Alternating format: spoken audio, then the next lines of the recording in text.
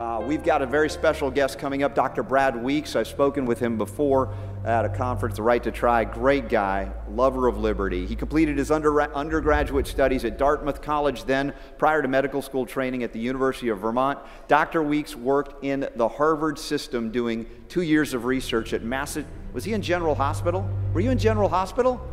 Not the soap opera. MGH, Man's Greatest Hospital. Man's Greatest Hospital, Massachusetts General, and a mineral metabolism unit working on osteoporosis. In addition, he studied nutrition, acupuncture, massage, shiatsu, music therapy, anthroposophical medicine, and classical homeopathy. A charter and founding member of International Organization of Integrative Cancer Physicians, he is one of 3 doctors in the USA who is certified to teach insulin potentiation chemotherapy, IPT, to medical doctors. He's a pioneer in oncoimmunology. He has lectured over the past 5 years about the revolution in oncology, teaching that cancer stem cells should be the target for treatment and not the relatively harmless cancer tumor cells. Brad told me just before a year ago he founded the Washington Integrative Medical Association. Those of you who love health freedom, let me hear you. Health freedom, anybody?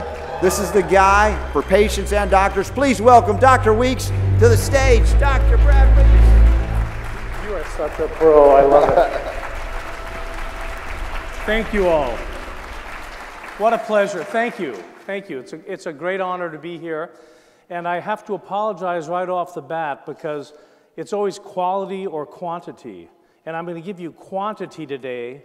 I hope some quality slips in, but we're going to go through a lot of information.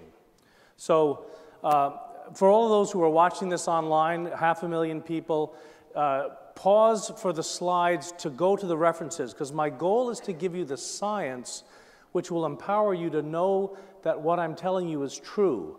I don't want to try to persuade you about each point as we go along. I want to just, in a way, inform you, and then you can do your own due diligence. But we're talking about corrective cancer care. Strike the root. Don't just suppress the symptoms. And it's a great honor to be here. So let's get started. This is what we're going to cover in the 45 minutes. We're going to define the cancer problem. And the issue, of course, which is unfortunate or tragic or criminal, is that political economic factors and not science drives clinical medicine. You've heard that from a variety of speakers already in the last couple days, but that's a shocking revelation. If you don't believe me, we'll go through some of the slides. And also, despite good intentions, oncologists are harming patients because all they can offer is the standard of care. And we shouldn't be settling for the standard of care. We should be trying to get tomorrow's medicine today.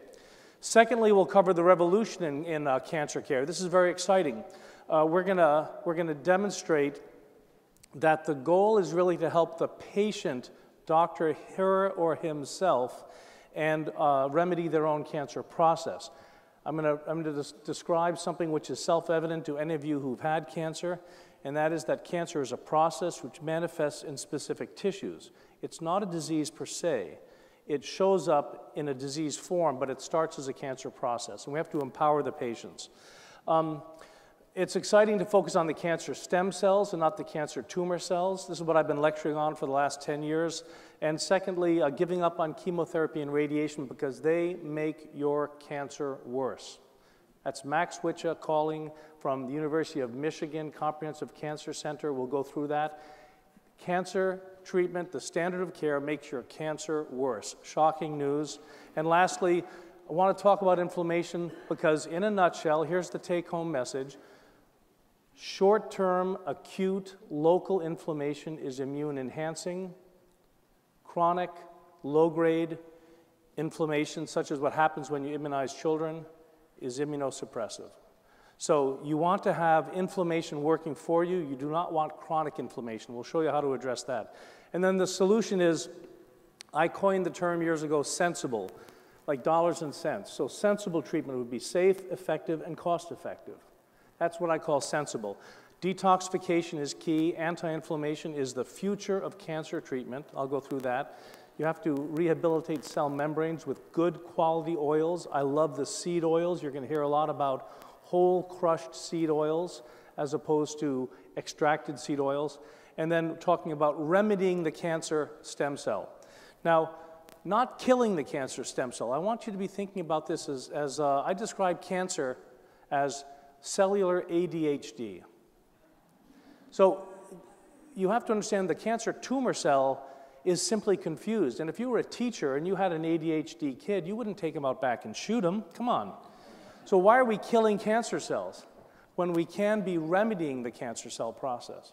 So that's what we're going to talk about, and we're going to go a little fast. But first of all, this is something I ask my audiences over the last 10 years. Show of hands, please. Anyone who knows someone who was killed by cancer? Nobody. You still don't get it. So forgive me for your losses, but here's the real question. How many of you know someone who was killed by cancer in the absence of cytotoxic chemotherapy, cytotoxic radiation therapy, or immune-suppressing surgery? So the issue is, cancer itself is horrible, and I'm truly sorry for your losses and for the losses that are coming. This is a terrible illness process, but it's made worse by the chemo and the radiation, and here's why. Alan Nixon, PhD, past president, American Chemical Society, said, as a chemist trained to interpret data, it's astonishing to me, it's incomprehensible that physicians can ignore the clear evidence that chemotherapy does much more harm than good. Equally so, Alan Levine, University of California, San Francisco, most patients in this country die of chemotherapy. Now again, I'm not going to read all these slides because of the short time, but you can refer back to them. This is the argument that it's the chemotherapy which can be equally dangerous as the cancer. Here's Ralph Moss, famous as a cancer critic, saying there's no proof that chemotherapy extends life. And he says that shrinking the tumor is a big lie, that it's a benefit. Now, he's an alternative fellow, but how about the head of the Massachusetts General Hospital, Daniel Haber Cancer Center? He says tumor shrinkage, the gold standard for measuring a drug's effectiveness, doesn't always translate into longer survival for the patients. So a lot of what we pay attention to in terms of tumor shrinkage is not that helpful. Here's what's particularly irritating to me. There's a study that came out just last week on the incidence of chemotherapy given to people in their last month of life, and it's exorbitant. So here we have the National Confidential Inquiry into Patient Outcome and Death talking about the problems with inappropriate, at least 1/5 of the time the chemotherapy is given inappropriately, 1/5, 20%. A 6 to 12-month course of chemotherapy is not only a very unpleasant experience, but it has its own intrinsic mortality. And of course, here's the really important article. This is 2004 in Clinical Oncology, a conventional cancer journal.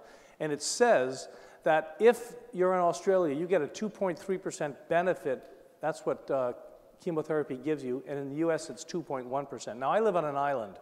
If you were to come out to see me on my island, Whidbey Island, off the coast of Seattle, and the ferry guy said, I hope you enjoy your visit with Dr. Weeks, and by the way, you have a 2.3% chance of making it on our ferry. You wouldn't take the ferry.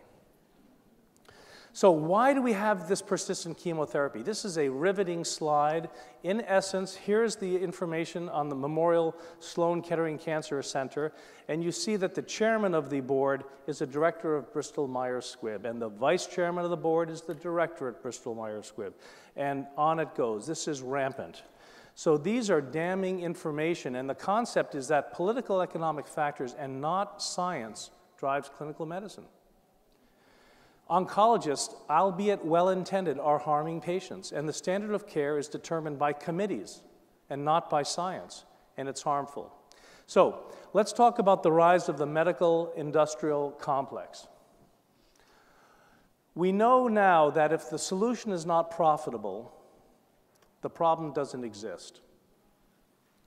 If the solution is not profitable, the medical industrial complex is not going to want to talk about that solution, because if it's not profitable, why bother? What we have is homocysteine, a very significant independent risk factor for heart disease. In 1983, Kilmer McCulley, who should get a Nobel Prize for this, discovered homocysteine and described it as an independent risk factor. And he was basically fired from Harvard because they had a lot of very expensive cholesterol-lowering drugs in the pipeline. And why would you actually pay attention to lowering homocysteine if it costs pennies, if it's sensible? B12, B6, and folic acid. is the answer to high homocysteine. So if we look in medicine in terms of cancer, it's the same thing. I'm going to tell you that anti-inflammatories are the main instrument to treat people with cancer in the future, and they're cheap as dirt. And so no one's talking about it. I should also say that anti-inflammatories are not talked about a lot because of what's called a narrow therapeutic window. Too little will not help you enough, too much can kill you. So they're dangerous drugs. Aspirin kills a lot of people. Tylenol kills a lot of people. So they have to be done carefully. Now, this is going to surprise you, but I'm here to tell you the war on cancer has been won. Would you agree? Wars are always waged for profit, if you understand the way politics works. I studied political philosophy in college. And since 1994, there have been huge profits to the medical industrial complex. The problem is the war on cancer patients has been won also, and my concern is that a lot of cancer patients are simply grist for the mill. They're like a renewable resource. This year we'll cut off your breast, get the conventional treatment, come back next year we'll cut off the other breast. This has got to stop, folks. And that's because the war on cancer is actually the war on cancer patients. Now, this is a very wonderful scientist. There is not an alternative bone in his body. He's conventional as it goes. He's an august professor of internal medicine in oncology at University of Michigan Cancer Center. And he's on the National Cancer Advisory Board. And he says, Max Witcha says, chemotherapy and radiation will make your cancer worse. Now, I could just kind of stop the talk here, as long as you remembered that. Because your loved ones are being told by their oncologist they need to take chemotherapy. Do the research, folks. It makes your cancer worse. The tyranny of the standard of care is that thinking among physicians is discouraged. Doctors are now being trained to learn information and retain it and regurgitate it, not to think. Now, this was my first real guru, Otto Wolff, who was really the best anthroposophical medical doctor teacher. Rudolf Steiner's work, Anthroposophical Medicine. He said, Brad, to be a great doctor, remember, you don't have to know a lot, you just have to be able to think. So I learned how to think, and it got me in a lot of trouble as a medical doctor. And a lot of the doctors in the room would agree with that. But you have to be able to think. So here's some fun. Anybody recognize this woman? Not that you would, she's a poet, Edna St. Vincent Millay. She's a red-haired woman back in the 1919 and so forth. And this is a fabulous poem. She says, upon this gifted age, in its dark hour, rains from the sky a meteoric shower of facts, and they lie unquestioned, uncombined. Wisdom enough to leach us of our ill is daily spun, but there exists no loom to weave it into fabric. So I'm telling you that I'm now thanking Ty Bollinger for giving us a loom. And for all of you watching on the internet or watching the streaming videos, this is a man who had a lot of courage and set up and created a great organization, The Truth About Cancer. And now we doctors are welcomed here with colleagues and with patients and friends to think together. Very wonderful. Thank you. Yeah, Ty Bollinger and his team. The goal, of course, is to be co-learning, and here's the thing which any rational person would conclude. If you know someone who had cancer and got chemotherapy radiation and survived 5 years later, I'm telling you, it's probably despite the standard of care and not because of the standard of care. Now, I'm sure there are some friends who have oncologists who will be watching this and they'll take umbrage at that, but it's an interesting hypothesis, because we all know about Bernie Siegel, Love, Medicine, and Miracles. If 9 out of 10 people die of the cancer, he wants to speak to the 10th person. There is natural healing. So please don't hurt yourself unnecessarily with toxic standard of care agents. And there are some exceptions, perhaps even testicular cancer and so forth. But for the most part, be attentive, be careful. Do not fear cancer, fear your oncologist. It's another take-home message. Just put that in the back of your brain somewhere. Now, of course, I would advocate for no fear. So I should probably say don't fear cancer, but we shouldn't be fearful in the face of cancer. We should look for love and support from friends and family, but we should take a rational approach. But the reason why you could fear your oncologist is 3 things. They are an uncritical instrument offering only the standard of care. And if they try to vary from that, they can lose their license. So you're going to the wrong person, really. My father used to call me seldom right, never in doubt. So I think about oncologists in that regard as well. Again, well-intended people.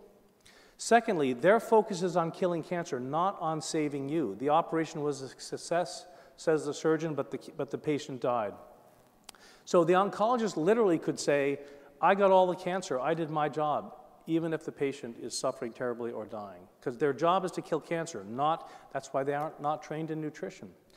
And lastly, the reason you should fear your oncologist is as old as mankind. Whether it's voodoo medicine or casting spells or witchcraft, someone in a white coat with that authority who tells you you have 6 weeks to live, that is assault with a deadly weapon. That has to stop. I like Miss Manners, right? Miss Manners, if you can't be nice, be vague. At least the oncologist could say, well, you know, I've seen a lot of people, you could make it, I don't know, you have to be careful, but, you know, don't buy any green bananas or something. All right, here's another take-home message. MD, I was very, very grateful for the training I had to become a medical doctor, and it used to mean something pretty nice, careful. Nowadays, it's really coming to mean marketing director for the medical industrial complex. So there's a lot of healers in this audience who don't have any degrees behind their names. These are wise people, and they're a great resource to you. Now, so a summary of part one, the executive summary would be that it's the political economic factors which determine life and death issues. Unsuspecting cancer patients need to understand that. And there's a conspiracy, really, of the Federation of State Medical Boards, CDC, FDA, and so forth, and they're really complicit in putting profit above patient care. And the standard of care is oppressive, and those who try to think and innovate will lose their license. So the people who are not physicians need to be supporting their doctors. Now, again, moving quickly with my apologies, part two, we're talking about this revolution. And this is self-evident to you. It's treat the patient, not the cancer. It's enhance vitality and so forth, remedy the cancer stem cells. And what we do is we look at corrective thought. I call that core thought. It's true, in my opinion, that thoughts create feelings. So if you have trouble with your feelings, change your thoughts. Light ahead is a nice motto. And then the epigenetic factors need to be remedied, detoxification. We'll go through these in detail. Here's a very riveting article in Nature, 2015, January, and basically they say that chemotherapy selectively enriches cancer stem cells. Chemotherapy makes your cancer stem cells more numerous and more virulent. Now, I'm going to cover cancer stem cells in a minute, but this article basically says that when tissue is injured, we have our own native healing response, which is an inflammatory cytokine. It's like an SOS message, and it says, I'm injured tissue, be it bone or gastric tissue or what have you, I need help. And in comes these new stem cells from the periphery. They are recruited to become the injured tissue. That's the way we heal. It's miraculous, fearfully and wonderfully made. Now, imagine if you have a very discrete tumor in your breast and you get chemotherapy or radiation. What do? You injure that tissue in your breast. What does it do? It sends out the same SOS message. And it says, hey, I'm injured tissue.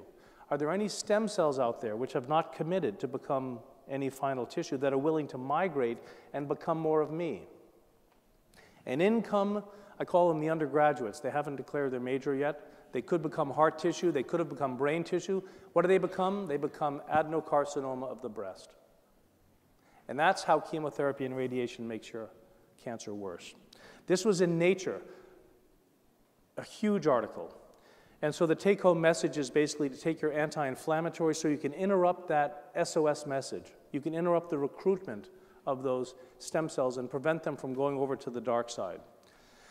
Now, the cancer stem cells, your oncologist will say that's just a hypothesis. Well, it's not just a hypothesis. I'm not going to read these, but this is what I mean when I say you need to refer back to these slides. Each of these is a treasure chest of data which will help you understand that your oncologist either is not keeping up on the literature or isn't paying attention. So we also know, I'm going to use the laser here, these two people, Robert Weinberg and Irving Wiseman, these are the giants in oncology today in America. All of your oncologists have studied under or studied their work. These are the most respected oncologists in America and perhaps the world. And they are saying it's, you got to pay attention to the cancer stem cells. Now, Thomas Pynchon in Gravity's Rainbow said if you can get people to ask the wrong question, the answer doesn't matter. Folks, the wrong question is, how can you make my tumor go away? The right question is, how can you remedy my cancer stem cells? So let's go into that. What is the difference between a cancer tumor cell and a cancer stem cell? Again, this is what I've been lecturing on for the last 8 years, so it's available, and I'll show you some of those references, but again, this is not something to read from right now, but they're here. They're for your availability if you buy the DVDs or whatever.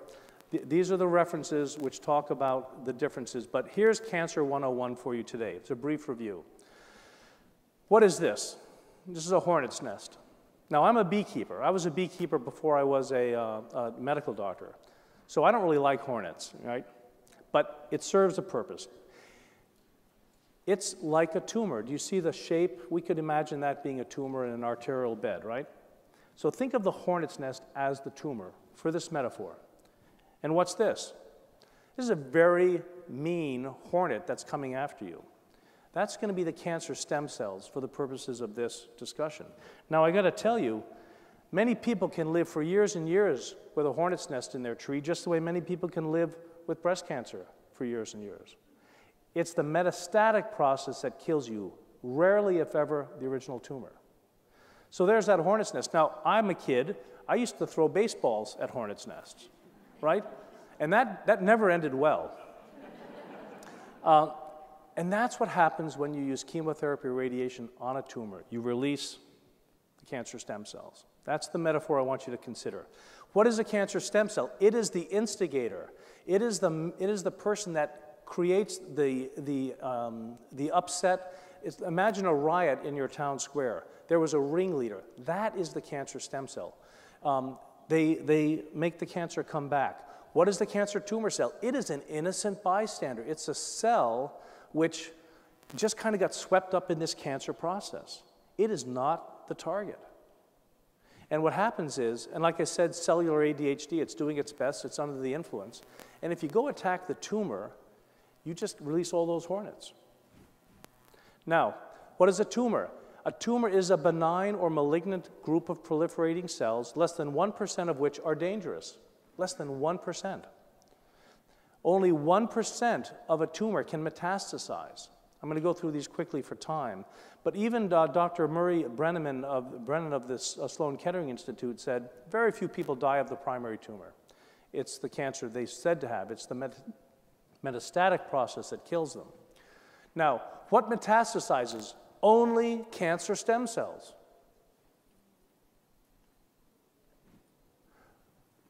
Okay? This has been known for a long time. And they resist chemotherapy. They also resist radiation therapy. Cancer stem cells are made more numerous and more virulent by chemo and radiation. And yet, there's all sorts of ways you've heard this weekend of people who are very effective at killing tumors, killing cancer. I respectfully disagree. Now, let's go to the specifics. Why should you, if you're an oncologist? Here's an example, paclitaxel, which is a chemo drug. It induces a strong inflammatory response and enriches the cancer stem cells. That's saying paclitaxel makes your cancer worse. Or this one, you can have a cyclophosphamide, another chemo drug. It enriches the cancer stem cells. Okay, so it's not a hypothesis, it's not a theory. And here's Dr. Lee, who says enrichment was documented and chemotherapy increases the number and the virulence of the hornets in your immune system. Okay, Max Witcher again, he says the problem with chemotherapy is that when you're killing the tumors, the cancer stem cells are being stimulated to grow. Again, this gentleman is a brilliant scientist. I've been on the phone with him many times. He's very generous with his time. He is leading the revolution in cancer care, and it's anti-inflammatories. The standard of care undeniably harms patients. It increases morbidity and mortality, but increasingly, we're knowing that it harms patients more than it helps them. And it's time for a change, and here's the good news. Cancer stem cell drugs are becoming profitable. So now, the number one rule of the medical industrial complex, it's not a problem if it's not remunerative, if it's not profitable, is being met. By the way, Max Witcher says in his lifetime, and he's not a spring chicken, they'll no longer be using chemotherapy and radiation. That deserves, I think, an applause for that prospect. Now, money is coming into the cancer stem cells. Just Google cancer stem cells, and you'll see that Forbes recently gave $17.5 million to Max Witcher's organization. Oncomed Pharmaceuticals, one of the companies doing cancer stem cells, the stock exchange is bullish about it. There's even this kind of a thing where you have all sorts of, I think to get this publication was $4,000, but it's an industry overview of cancer stem cells.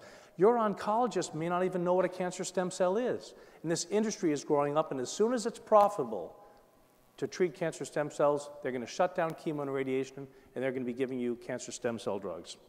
Now, that's the future of cancer care.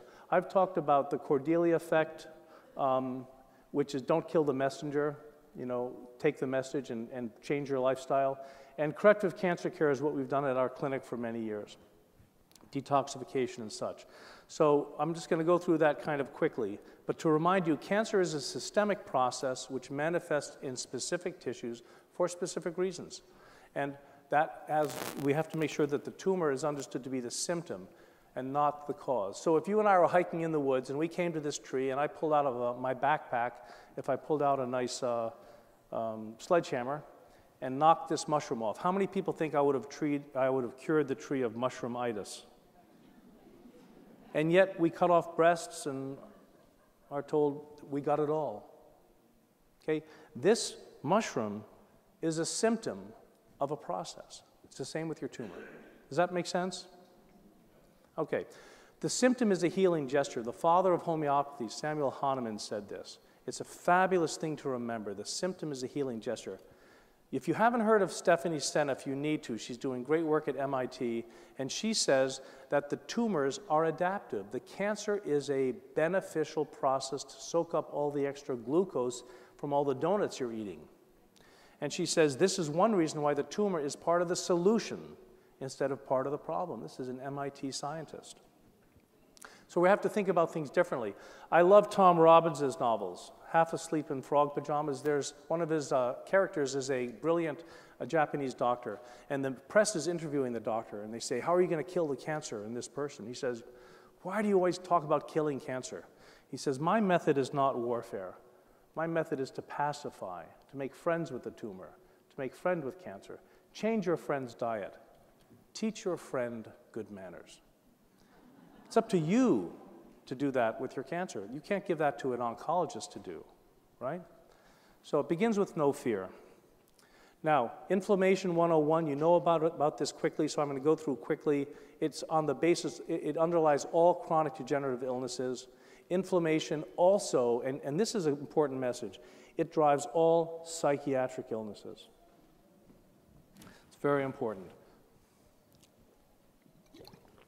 Now, when you give someone with autism or schizophrenia or anxiety an anti-inflammatory, it's like using the windshield wiper driving in a rainstorm. All those inflammatory cytokines in the brain are fixed. So anti-inflammatories are key. Depression is an inflammatory process, but again, the therapeutic window. If you give too much or if the patient takes too much, it's a dangerous drug. How dangerous? I'm going to go through am I going to get to this? Well, we're going to come to a slide in a minute, but the 1917-1918 Spanish influenza, which we were told was so virulent, can you guys guess which new drug was just introduced in the market that time? Aspirin. And I'm here to tell you that the research now says that it was not a virulent epidemic, that was iatrogenic murder of thousands and thousands of people by overdoses of aspirin. So we'll come to that slide in a minute, but I wanted just to make sure you understood that, in my opinion, anti-inflammatories can be dangerous. That's why we recommend whole crushed anti-inflammatory seeds. If you eat the whole food, you're not getting into the problems you get in with over-the-counter drugs. This underscores the key thing about inflammation. Please remember that there's local versus systemic, and local inflammation remedies cancer. That's why you can have targeted infrared and so forth. But systemic inflammation fuels the cancer. It's not good or bad. Acute versus chronic. Acute inflammation enhances the immune function, and chronic inflammation destroys the immune function. This is just some benefits of inflammation. You all know about this. But the one thing is that it recruits healing by recruiting the new stem cells. And here are some of the localized pro-inflammatory agents which are beneficial. That would be things like honeybee venom, which I've done for 30 years, prolotherapy, hyperthermia, trauma, and so forth, different compresses. And systemic pro-inflammatory agents, which are bad for you, would be the glyphosates and the food additives and so forth, junk food. Synthetic patented anti-inflammatory agents like cortisone are immune suppressive. Non-steroidals can destroy your kidney and your liver, but the side effects of the anti-inflammatory agents can also be lethal. Gastrointestinal bleeding, liver failure, and such, overdose. This is a slide that you can maybe take a photograph of, because this is pretty impressive. The influenza, they did the research. They exhumed a lot of bodies. They found pulmonary edema. They found bleeding into the lungs. These people were killed by well-intended doctors. That's the Spanish influenza, death from aspirin. So I'm going to go quickly now, but this is commonsensical. Here's some bee venom work, which we can talk about at another time. But bee venom offers both local and systemic. And so here we have an example of bee venom for prostate cancer, working in its anti-inflammatory mechanism. This was published in Prostate in 2011. Poison is a matter of dosage. So anybody wants to give you a poison, whether it's a homeopathic remedy, the FDA is now trying to shut down homeopathic teething tablets for kids because it has belladonna in it, but it's a tiny dosage. It's not problematic. But I like to remind people that poison is a matter of dosage, and only Mae West said too much of a good thing is wonderful. This is a picture that she signed for me. It's one of my prized possessions. Now, people asked in some other lectures, what are the markers you follow and so forth? If you have cancer, follow the inflammatory markers and the cytokines, and here's a list of them. I like to try to empower the patient. We talked about love, medicine, and miracles, exceptional cancer patients. Light ahead, try not to have fear. What is cancer? Otto Warburg, the PhD and the scientist who gave us, who earned the Nobel Prize, he also said that cancer is a suffocation of the tissues. So remember this. Cancer is the laughing that has not been laughed. It's the weeping that has not been wept. You've heard that theme in the last couple of days. Forgiveness came out this morning, how important forgiveness is. These are emotions. You're in control of your thoughts and your feelings. So I think doctors should help patients feel more love, more enthusiasm, more compassion, and more meaningful engagement. So to summarize, the standard of care is not scientifically valid. There are better options which exist. Local inflammation good, systemic inflammation bad. Be careful with anti-inflammatories. And these are 4 questions which you should you should ask your oncologist. Why are you not recommending any safe anti-inflammatories? Number 2, why do you offer we or us chemotherapy patients candy and cake and cookies after chemo, telling us that any calorie is a good calorie? What will you do to enhance my health while you try to kill my cancer tumor cells? And most importantly, what is your treatment going to do to my cancer stem cells? And you're going to get either a deer in the headlight, blank look, or you're going to get a, darn it, I'm busted look. But you have to know these questions. Okay, one thing about the standard of care, they say do not fast before chemotherapy. That's the standard of care. But if you think and you do the research, you see that fasting actually makes cancerous cells more susceptible to chemotherapy. So if you're going to do chemotherapy, go in fasting. Secondly, any doctor who has you on an opiate has given up on you, because opiates suppress the immune system, which is really your lifeline if you have cancer. Better to give methadone. Great pain relief, but it's usually used for drug addicts. The doctor will say, it's not the standard of care. I can't give you methadone. You're not a drug addict. You say, give me something which helps my pain but doesn't suppress my immune system. Again, standard of care is there, but we have to be able to get past it. Now, Sensible detoxification. This is going to be a relatively quick summary, again for time's sake, but you have to start by taking out the trash, and then you have to nourish yourself. And we have drainage routes. I was trained as a classical homeopath. Urination, defecation, respiration, perspiration, and then for women, menstruation. You have to let all of those systems be working. Zeolite is something we use a lot of. Most zeolite is junk. I really appreciate Mike Adams having done an excellent work as the health ranger to really point out that most zeolite still has heavy metals in it. And it only works between the mouth and the anus. It's like bentonite clay. It doesn't get absorbed systemically. But we have a product called Dr. Detox, which is revolutionary. And this is what all the cancer patients I know are on this product, because this product actually is tiny, it's very strong at binding toxins of all kinds, and it clears out through the blood-brain barrier. It goes through all tissues in the body. And I'm happy to say that when we sent it to Mike Adams, he said to me just last night, he said, "Brad, your zeolite product, Dr. Detox, is the best I've tested." And then he smiled and he added, "by orders of magnitude." So I'm very proud of that. This product is a great detoxing agent. It fulfills the promise of zeolite.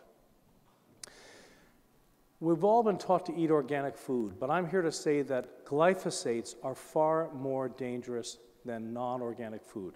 You have to get the glyphosate out.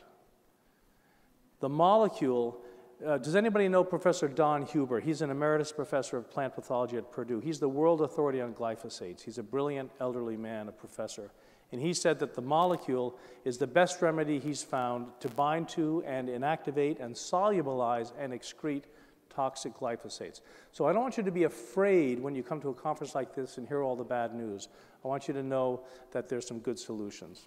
The future of cancer therapy is going to be anti-inflammation. These top two right here, this is Max Wich's drugs. These are anti-inflammatories, but there's a lot of other anti-inflammatories. And now I'm going to run through this quickly. Come back to these. These are examples of every cancer which is driven by inflammation and is treated by anti-inflammatories. Okay, so you pick your cancer. Colon cancer, driven by inflammation. Colon cancer, treated effectively with anti-inflammatories. I only have about 7 minutes, so that's why I'm going to go through these, but they're there for you. Melanoma, driven by inflammation. Melanoma, treated by anti-inflammatories. And same with brain cancer. These are excellent scientific articles. Breast cancer, treated by anti-inflammatories. Pancreatic cancer, driven by inflammation. Pancreatic cancer, treated by anti-inflammatories. This is why I can tell you, prostate cancer, that the future of cancer treatment is anti-inflammatories. Bladder cancer, driven by and treated by, and so forth. Ovarian cancer. Forgive me for not giving you enough time with these slides, but I'm having a hard time forgiving Ty for he told me, "Brad, you're going to talk for an hour," and then he said 45 minutes. Black cumin seed, here's the fun little message. Black cumin seed is a powerful anti-inflammatory. And all of the references I just gave you, the anti-inflammatory agent used in those studies was black cumin seed or its derivative, thymoquinone. That's how powerful a food is, a seed. I love Joe Mercola saying his two favorite seeds are black sesame and black cumin. If you're not paying attention to black cumin seed, please do. There's other anti-inflammatory remedies for cancer stem cells. Vitamin D, phenylbutyrate. Many of you heard our great friend Stan Brzezinski talking about PB or phenylbutyrate. It's an anti-inflammatory. We use it intravenously. Okay, celery seed, quercetin, the list goes on. Here's the reference on the phenylbutyrate. It inactivates NF-kappa beta, which is an inflammatory process. Melatonin. Again, we're going to go a little faster for you, but vitamin D, antabuse. Antabuse kills, remedies cancer stem cells. Okay? Metformin, many of these. Okay, so the references are here, and the sensible solution is to eat the whole seed. So what's so special about seeds? I loved Sayer G talking about how food is intelligent. The seed is the most intelligent food that you can eat. This is my father at 62, healthy and active. At 92, his hair's coming in black. Okay? He was eating the seeds. Genetic micro-DNA and RNA. Another picture, black hair, 93 years old now, doing well. Inflammaging is the new phrase for aging. If you're aging, you need anti-inflammatories.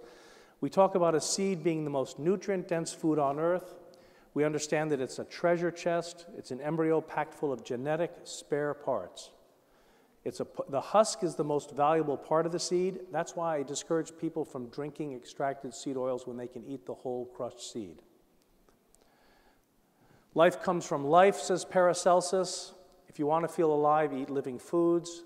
Think about a seed, as Thoreau says, or as Emerson says, the creation of 1,000 forests is in one acorn. Here is an MRI I love of the husk of the seed. It's like an antenna. It collects light energy.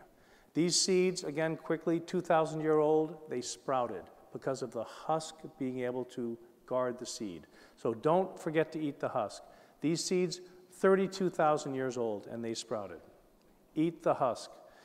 Here is a wonderful quote from Rudolf Steiner where he says, "In the seed we have the stamp or impress of the whole cosmos." A wonderful slide to read when we have a little bit more time. He talks about the seeds being growing in a vortex of light and life. Now, this is a Fibonacci sequence. This is a sunflower seed. These seeds are growing in a potentized space. That's why the seeds which grow on a site of wave compression, they get the highest frequencies, the highest intelligence of the plant.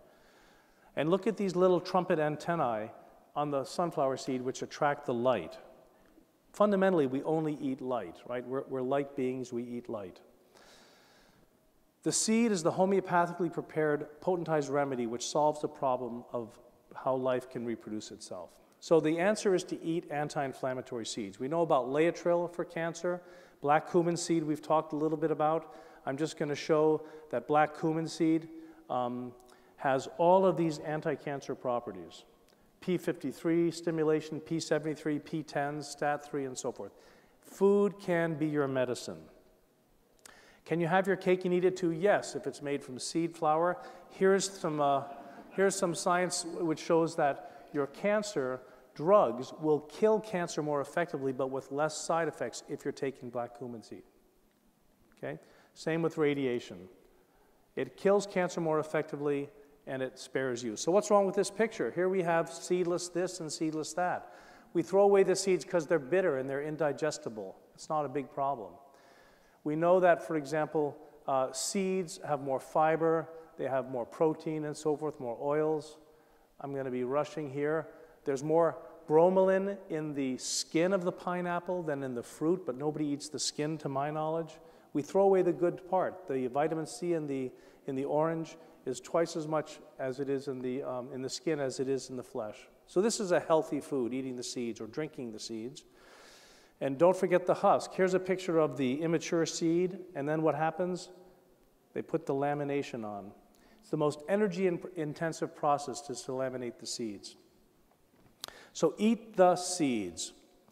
Now, I also tell people, I like to stand firmly on the shifting sands of science, meaning if I know something today, I'm prepared to discard it tomorrow. And I used to give people fish oil capsules or krill capsules. Stop that. Stop that. The fish oil is bad for you, and it takes, according to Brian Peskin and the PEO solution, it takes 17 pounds of fish to give you one pharmaceutical-grade fish oil capsule. In addition, Andy Wiles says oxidized seed oils kill you. We heard that from Joe Mercola today, throw away your flax oil. It's the oxidization which is killing us. And the fish oil basically suffocates the cell membrane. Seed oils, by contrast, ripen in the heat. They're happy with that. Don't use adulterated seed oils. So here's a healthy meal, but what happens? You threw away the best part. You threw away the seeds.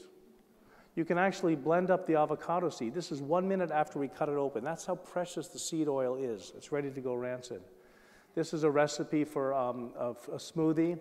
And then I get a secondhand coffee grinder. I freeze the seeds, and then I blend them up and put them on the cereal or whatever else you're eating. No one will argue that this is the smartest kid. He's drinking directly from nature. But this kid probably lives in Miami. Doesn't have the choice. So we use a product called Sol, which is for regeneration and anti-inflammation. A product called Core is for detoxification and alkalinization. A product called Form for anabolic protein powder. And we have the world's healthiest coffee. Is anybody interested in coffee? Now, the Chardonnay grape, which is part of Sol, has anti-proliferative, anti-cancer, as does the black raspberry. And I'm going to go right through and say, because I'm terrified of Robert. One sole packet gives you 8 to 10 servings of fruits and vegetables and oils. Core has the detoxification process. Form has the protein. And to see things in the seed, that's genius. Thank you all very much. Dr. Brad Waits.